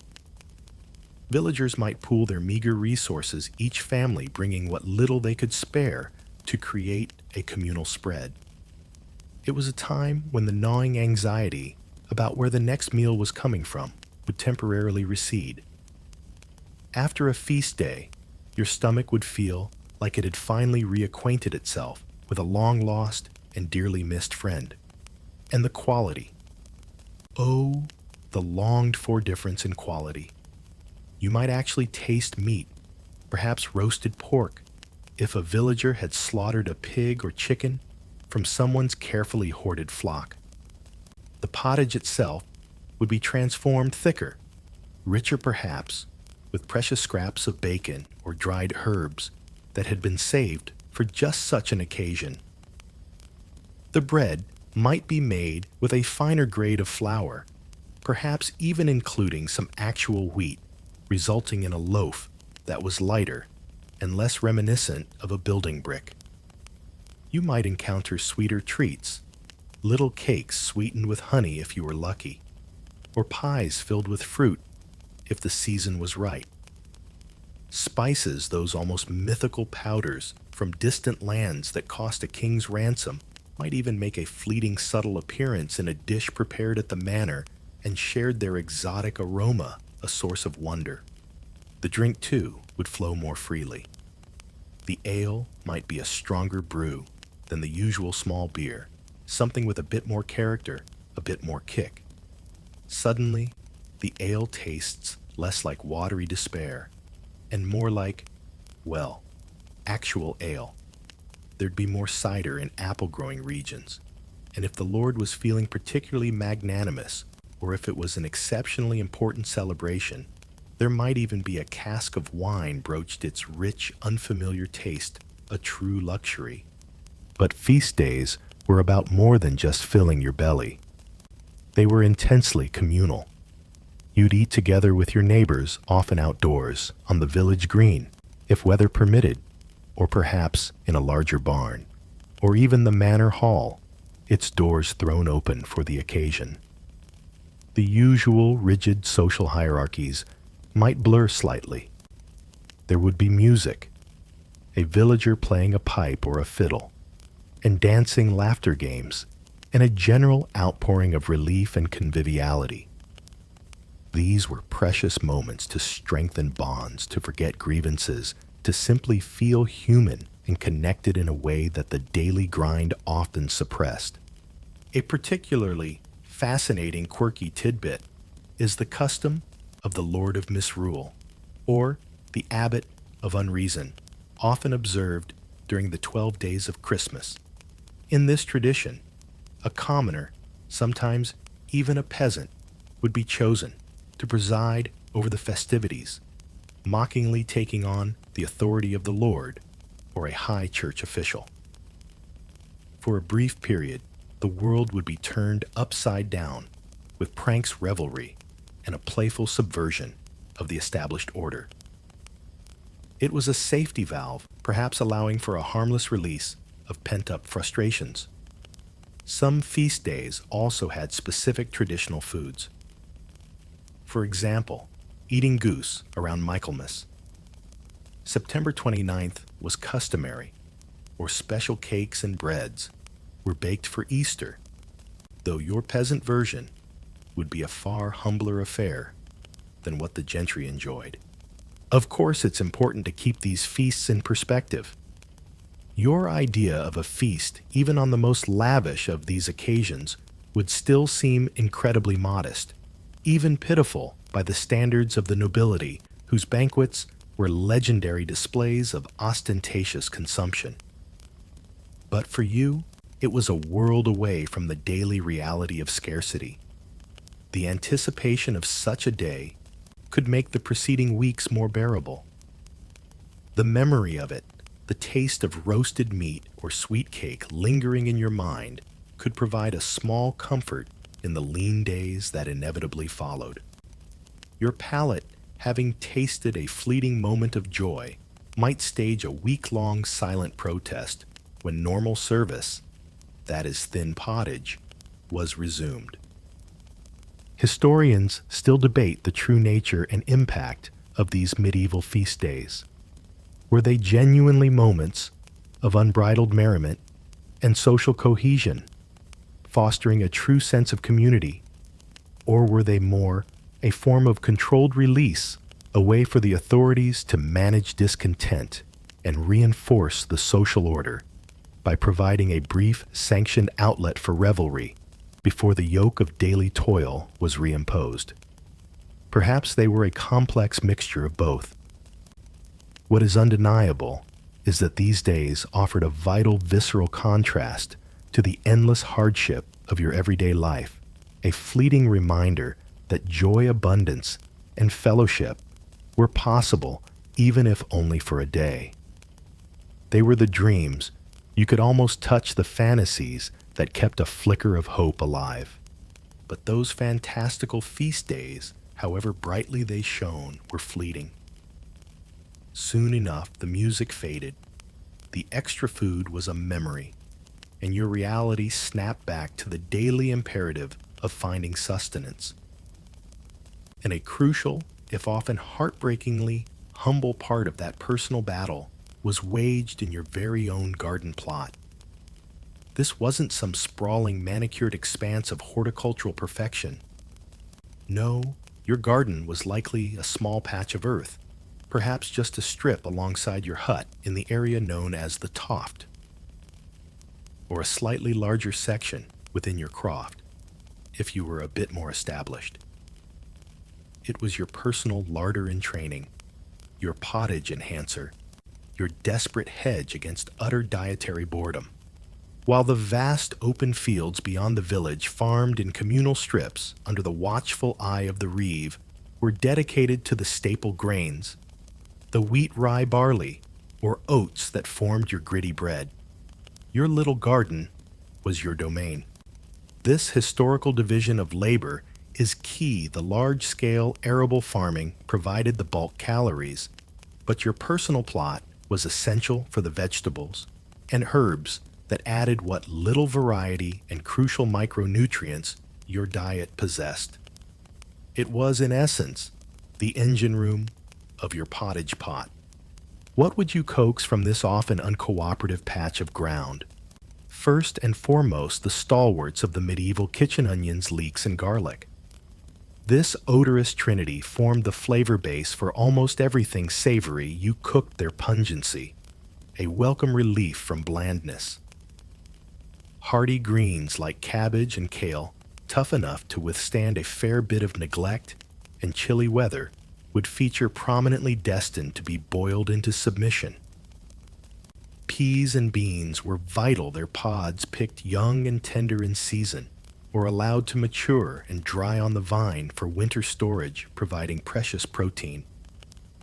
And of course, the root vegetables, those familiar turnips, parsnips, and the old-style less-than-sweet carrots, would be there, their earthy shoulders pushing through the soil. You'd also cultivate herbs, not just for their subtle flavors, but often for their perceived medicinal properties. Parsley, sage, thyme, perhaps some rosemary or savory would be carefully tended, their leaves and stems adding aromatic notes to your cooking. Maybe you'd also grow a few plants, whispered to soothe a fever, ease a cough, or mend a wound, like feverfew or comfrey, though their effectiveness was more a matter of faith than pharmacology. If you were exceptionally lucky, or your plot was slightly more generous, you might have a gnarled crab apple tree, its fruit more sour than sweet, or a thorny sloe bush, its bitter berries best after a frost. A few wilder berry bushes might be tolerated at the edges if they didn't take up too much precious space. But let's not romanticize this. The phrases meager crops and infertile plots from our outline are depressingly accurate. Your garden was likely small, the soil often the poorest quality, perhaps stony, clay-heavy, or poorly drained, the kind of earth left over after the better land was allocated. You're not so much gardening here as conducting a polite and often losing negotiation with rocks and stubborn dirt. Manure, whether from your few animals, if you had any, or the night soil from your household, was a precious commodity carefully collected and sparingly applied to try and breathe some life into the exhausted ground. Even then, your main crop some years might feel like disappointment, with a small grudging side of turnips. Pests were a relentless enemy. Without a can of pesticide in sight, you were in a constant battle against slugs that slimed their way across your tender seedlings, caterpillars that devoured cabbage leaves with voracious appetites, birds that pecked at your ripening peas, and rabbits, or deer that might find their way in if your fencing was inadequate.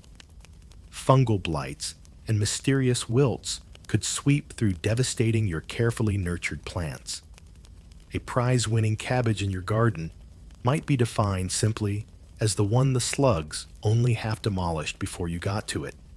The labor was unceasing and undertaken with the most basic of tools. You'd turn the soil with a heavy wooden spade, perhaps iron-tipped if you were fortunate. Weeding was an endless back-breaking chore, performed with a simple hoe or by hand, trying to give your chosen crops a fighting chance against the more aggressive native plants. In dry spells, you'd have to haul water in buckets from the well or stream a tiring addition to your already long list of daily tasks. And much of this work, particularly the tending of the kitchen garden, often fell to you, the woman of the household, and your children, their smaller hands, useful for delicate tasks like sowing tiny seeds or picking pests. Seed saving was a critical skill passed down through generations. You'd carefully select the best plants from your harvest, allowing them to go to seed, then painstakingly collecting, drying, and storing those seeds for the following year. A crop failure wasn't just a disaster for the current season. It could mean you had no viable seeds for the next, a truly terrifying prospect. Despite all these challenges, your humble garden plot was vital.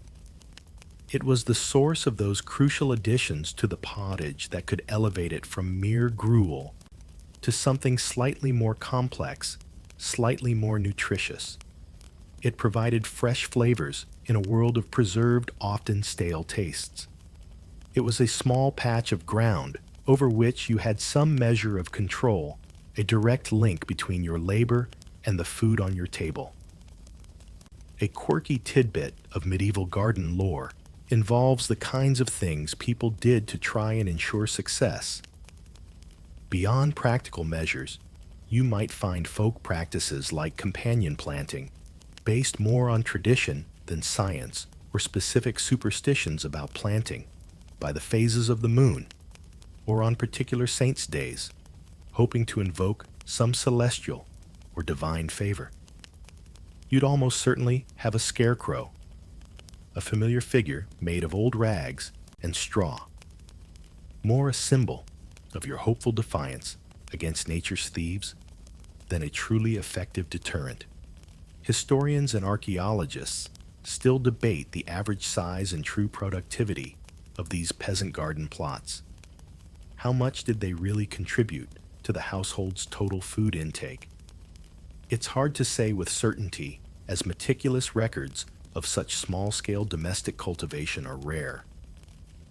But it's generally agreed that while perhaps not providing the bulk of the calories, these gardens were indispensable for providing essential vitamins, minerals, and a modicum of flavor that made the difference between abject misery and mere hardship. It was your small personal stand against a world that offered few other culinary comforts. But even that small personal stand, your painstakingly tended garden plot, was just the first step in a perilous journey. Getting food from the soil or from your meager livestock was one thing. Keeping it edible in a world without refrigeration, airtight containers, or effective pest control was quite another. And often, despite all your best efforts, despite your prayers and your precautions, the outcome was not sustenance, but a heart-wrenching tableau of rot rats and despair. The high stakes of preservation meant that every failure, every spoiled batch pushed you closer to that terrible precipice we spoke of earlier. Imagine the scene: you descend into your damp earthen root cellar, or carefully open the clamp where your winter vegetables are stored, your heart aflutter with a mixture of hope and dread. Instead of firm, earthy turnips or carrots, your hand touches a slimy, yielding mass. A sickly, sweet, foul odor assaults your nostrils, the unmistakable stench of decomposition. Those precious roots meant to see you through the lean months have succumbed to rot, transforming into a pulpy, inedible sludge. Perhaps a patch of black or gray mold has spread like a malevolent carpet, turning your potential meals into something you wouldn't wish on your worst enemy. It's not just food lost. It's weeks of back-breaking labor in the garden, all for nothing. This isn't just rot. It's medieval rot, you might think with a grimace, possessed of a unique, locally sourced bouquet of utter despair. Your grain stores were no safer. You'd open the wooden chest or peer into the sack only to be met with a choking cloud of mold spores. Blue, green, black, even an alarming shade of pink. The grain itself would be clumped, matted, perhaps even sprouting feebly in the damp. That distinctive musty smell, the one that catches in your throat and speaks of decay, would fill your small hut. Sometimes you might see the sinister dark horns of ergot fungus protruding from the rye kernels, a visible sign of poison. You might try to salvage some of it painstakingly, picking out the worst bits, airing it, grinding it separately, but the taint would remain a bitter, unhealthy legacy in every loaf of bread. And then there were the rats, and the mice, and the weevils. Your small hut, your precious food stores, were an open invitation to a host of unwelcome guests. You'd hear them skittering in the thatch of your roof, rustling in the dark corners, their tiny claws scratching as they explored your larder. You'd find their droppings, small dark pellets, scattered amongst your grain in your flour bin, even in your drying herbs.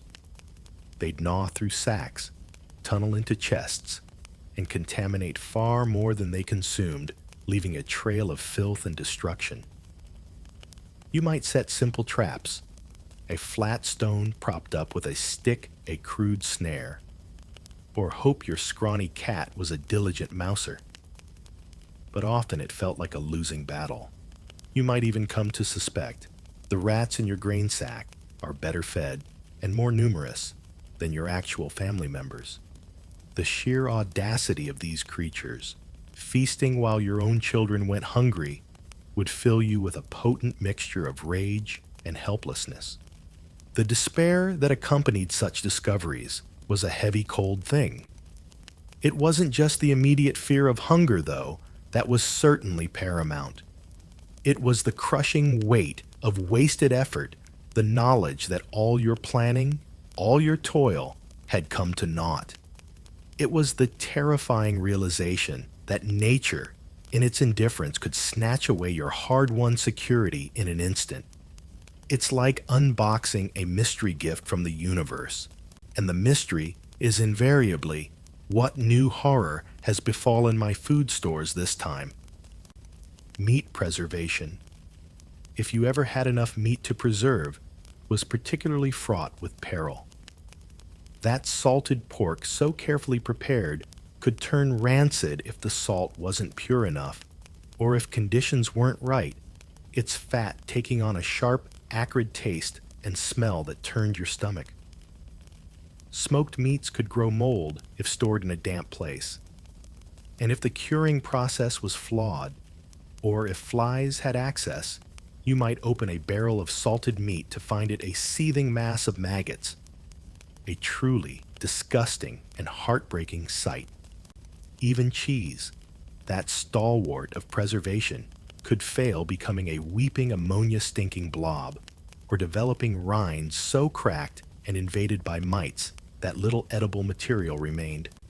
Archaeological finds from medieval sites bear silent witness to these struggles. Excavations sometimes uncover caches of carbonized grain clearly spoiled by damp or pests and then abandoned in despair by their owners. These finds are direct tangible evidence of the constant battle against decay. And it wasn't just the visible spoilage. Improperly preserved foods could harbor invisible dangers like the toxins that cause botulism leading to paralysis and death, though you would have no name for this unseen killer, only the tragic result. What did you do when faced with such a disaster? The choices were grim. Could any part of it be salvaged? Could the less rotten bits be cut away? The mold scraped off? Could it be fed to the pig if you had one?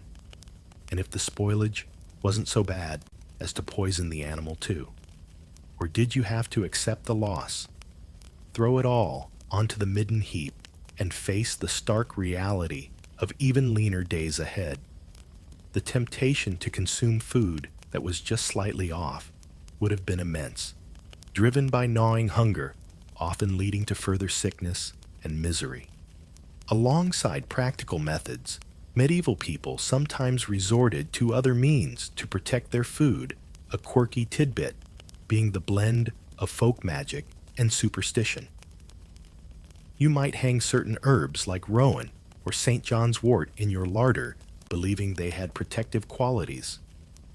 Perhaps there were charms to be recited, or specific rituals to be performed when storing food, all in an attempt to ward off the invisible forces of decay and the very visible onslaught of pests. Some even believed that food would spoil faster if handled by a menstruating woman, a common but baseless superstition that added another layer of anxiety to food management. Historians and archaeobotanists still debate the average percentage of stored food that was typically lost to spoilage and pests in medieval peasant households. It would have varied enormously based on the climate, the specific year's weather, the type of food, the storage methods available, and the diligence of the household. But whatever the exact figure it was, undoubtedly a significant and constant drain on your already meager resources, a source of perpetual worry and all too often profound despair. And so that profound despair, that perpetual worry, became the subtle, ever-present seasoning in the meager fare of your daily grind. It was the taste of a life lived on the very edge of survival, an endless, joyless cycle where hunger was your most constant companion and true satisfaction remained an almost unimaginable dream. This wasn't just about bad meals. It was about a fundamental lack of security, comfort, and choice that permeated every waking and likely every sleeping moment. Imagine the sheer, unadulterated monotony. Day after day, week after week, season after season, your diet revolved around the same few uninspiring staples. The gritty, dense bread that felt like a chore to chew. The thin, watery pottage, its flavor barely changing, save for the occasional desperate addition of some foraged weed. The raw, earthy turnips or carrots gnawed on in the fields. The sour, weak ale that did more to avoid illness than to bring cheer. The primary seasoning in every dish you might wryly observe is undoubtedly eau de desperation. Food was fuel, and often very poor quality fuel, at that rarely a source of pleasure or delight. The most exciting part of your meal might be the suspense of wondering if that particularly hard bit in your bread is an unusually large piece of grit, a tiny pebble, or perhaps just a fragment of a lost tooth. Hunger wasn't an occasional inconvenience. It was a baseline state, a dull ache that rarely subsided completely. Even when your belly was technically full, from the sheer bulk of coarse bread and pottage, a deeper nutritional hunger would persist. The craving for vitamins, minerals, protein, and fats that your body desperately needed, but seldom received in adequate amounts. This constant deficit sapped your strength, clouded your thoughts, and left you vulnerable. Life was truly about bare survival.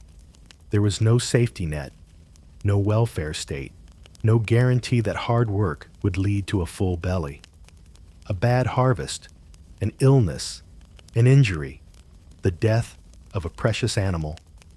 Any of these could tip you and your family over the edge, from hardship into outright catastrophe.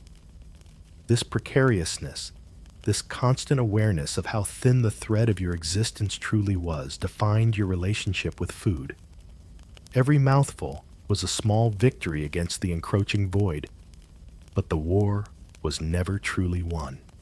Let's just briefly summon those sensory memories one last time.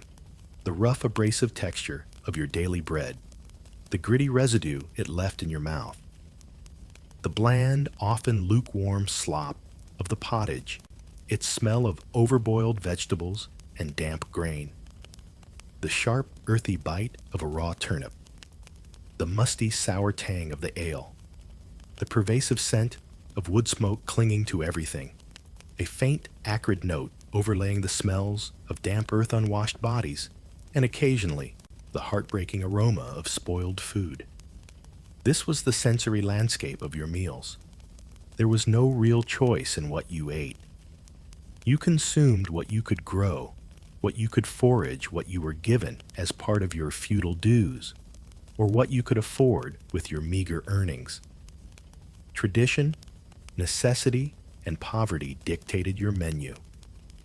The idea of eating for pleasure, of selecting dishes based on preference, of exploring different cuisines, these were concepts from another universe entirely. You endured. Humanity has an incredible capacity for resilience, for adapting to the harshest of conditions. You found ways to cope, to make the inedible barely edible, to stretch impossibly small resources. But this resilience often bordered on resignation, a weary acceptance of a life where joy was fleeting and hardship was the norm. The historical fact is that life expectancy for peasants like you was shockingly low by modern standards. If you survived the perils of childhood, you might live into your 30s or early 40s. Chronic malnutrition, relentless hard labor, poor sanitation, and endemic diseases all took their toll.